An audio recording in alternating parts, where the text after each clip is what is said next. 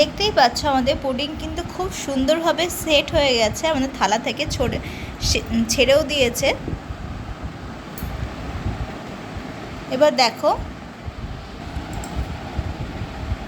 এবার আমরা একটু স্লাইস করে দেখাচ্ছি। দেখো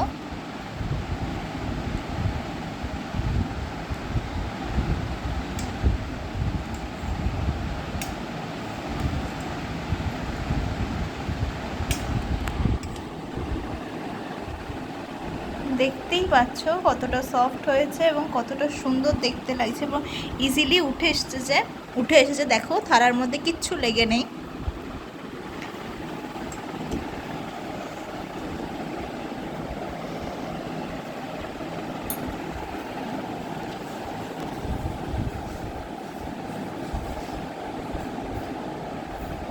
দেখতেই পাচ্ছ আমাদের পাউরুটির পুডিং খুব সুন্দরভাবে তৈরি হয়ে গেছে। এটা ঠান্ডা ঠান্ডা খেতে খুব সুন্দর লাগে। তো বাড়িতে বানাও এবং আমাদের কমেন্ট করে জানিও তোমাদের এই ডেজার্ট রেসিপিটা কেমন লাগলো। দেখো হাতে কিন্তু কিচ্ছু লেগে আসেনি।